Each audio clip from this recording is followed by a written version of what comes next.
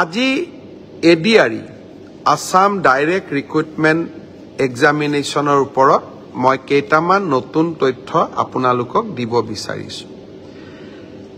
আপোনালোক সকলোৱে জানে এই চৰকাৰখনে স্বচ্ছ আৰু নিকা নিযুক্তিক বিশ্বাস কৰে আৰু স্বচ্ছ আৰু নিকা নিযুক্তি প্ৰদান কৰিবলৈ যোৱা পৰীক্ষাৰ সময়ত আমি ইণ্টাৰনেটৰ সেৱা বন্ধ কৰিছিলোঁ। কংগ্ৰেছ দলে যথাৰীতি মোক সমালোচনা কৰিলে, কিন্তু আজি ঝাৰখণ্ডত কংগ্ৰেছ দলৰ চৰকাৰে তাতে আজি হোৱা এনেকুৱা ধৰণৰ ৰিক্ৰুটমেণ্ট পৰীক্ষাত ইণ্টাৰনেট বন্ধ কৰিবলৈ সিদ্ধান্ত লয়। অৰ্থাৎ আজি কংগ্ৰেছ দলে ঝাৰখণ্ডত এটা বেলেগ ৰূপ আৰু অসমত এটা বেলেগ ৰূপ ল'ব বিচাৰে। দৰাচলতে আমাৰ যিমানেই অসুবিধা নহওক কিয় নৱ প্ৰজন্মক এটা স্বচ্ছ পৰীক্ষা দিয়াটো আমাৰ সকলোৰে দায়িত্ব। বছৰত এটা দিনত 2 ঘণ্টা 3 ঘণ্টা সময় ইণ্টাৰনেট সেৱা বন্ধ থাকিও আমি যদি 11 লাখ পৰীক্ষাৰ্থীক আত্মবিশ্বাস দিব পাৰোঁ যে সমাজে আপোনালোকৰ কাৰণে চিন্তা কৰে, সমাজে এটা স্বচ্ছ পৰীক্ষাত বিশ্বাস কৰে, তাতকৈ আৰু ডাঙৰ কথা কি হ'ব পাৰে। মই কংগ্ৰেছ দলক আজিৰ দিনটোত আহ্বান জনাম যে ঝাৰখণ্ডত কংগ্ৰেছে লোৱা সিদ্ধান্তটোক আপোনালোকে অসমত বিৰোধিতা নকৰিব। সকলো ষ্টেটতে বেলেগ বেলেগ ৰূপ লোৱাটো উচিত নহয়।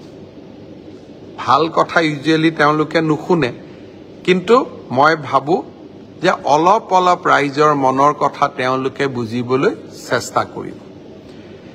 মই স্বচ্ছতাৰ কথা কৈছিলোঁ, আজি মই স্বচ্ছতাক আৰু এখোপ আগুৱাই লৈ যাব খুজিছোঁ। তৃতীয় বৰ্গৰ এডিআৰই পৰীক্ষা সমাপ্ত হ'ল। এতিয়া মই এটা নতুন কথা ক'ব খুজিছোঁ।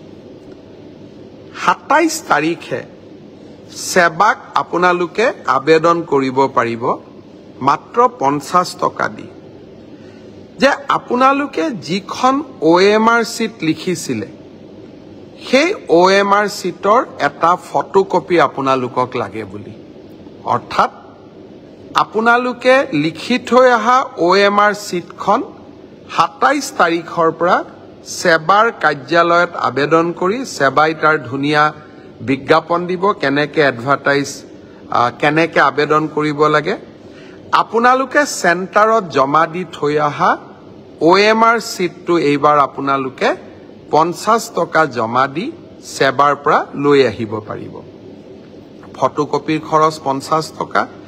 ঘৰত লৈ আহি OMR চিটটো এইবাৰ আপোনালোকে পৰীক্ষা কৰিব পাৰিব যে মই শুদ্ধ উত্তৰ দি আহিলো নে নাই।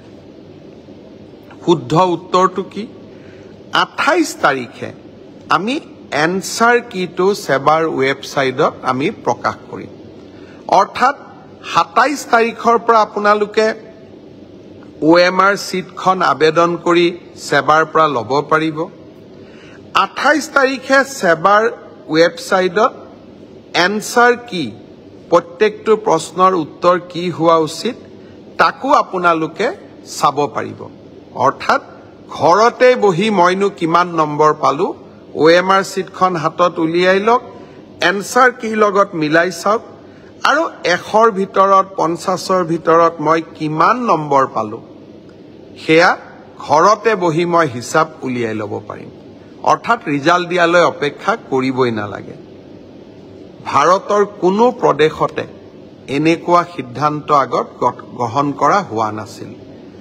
OMRৰ কপিও পাব আৰু এনসাৰ কিটো উপলব্ধ হ'ব। এতিয়া আৰু এটা আমি স্বচ্ছতাক আৰু এখোজ আগুৱাই লৈ যাব খুজিছোঁ। এনসাৰ কিটো আপোনালোকে চাই পেলাই মনত খুদুৱনি লাগিলে যে এইটো প্ৰশ্নৰ এইটোতো উত্তৰ নহয়, উত্তৰটো বেলেগহে হ'ব লাগিছিলে।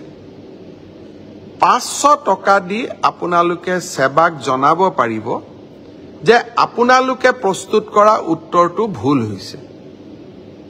উত্তৰটো আচলতে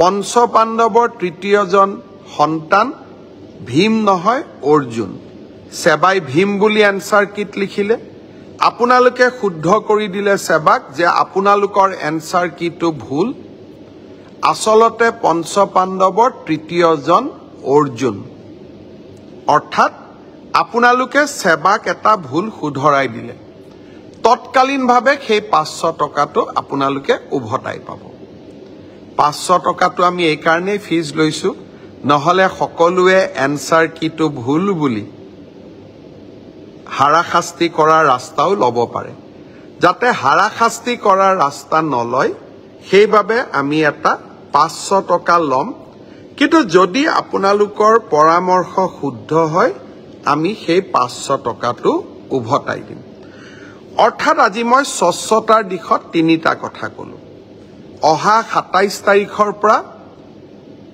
স্বচ্ছ পৰীক্ষাৰ ক্ষেত্ৰত মই তিনিটা নতুন সিদ্ধান্ত আজি মই ঘোষণা কৰিলো এটা হল যে আপোনালোকে OMR সিটটো যেটো সিটত আপোনালোকে আনসাৰ কৰি আহিছে তাৰ ফটোকপিটো অহা 27 তাৰিখৰ পৰা আপোনালোকে সংগ্ৰহ কৰিব পাৰিব সেবাৰ কাৰ্যালয়ৰ পৰা তাৰ প্ৰসিডিউৰটো বিজ্ঞাপনত আহিব 50 টকা দি আবেদন কৰিব লাগিব 50 টকাও ফটোষ্টেটৰ খৰচ দ্বিতীয়তে 28 তাৰিখে আপোনালোকে এনসাৰ কিটো পাব যাতে OMR আৰু এনসাৰ সিটটো মিলাব পাৰে আৰু এনসাৰ কিটোত যদি আপোনালোকে কিবা ভুল দেখে সেইটো আপোনালোকে সেবাক জনাব পাৰিব 500 টকা দি আৰু আপোনাৰ পৰামৰ্শ বা আপুনি যেটো ভুল বুলি কলে হি যদি বিশেষজ্ঞসকলে সঁচাই ভুল বুলি কয় আমি আপোনাক সেই 50 টকাটো উভতাই 500 টকাটো আমি উভতাই দিম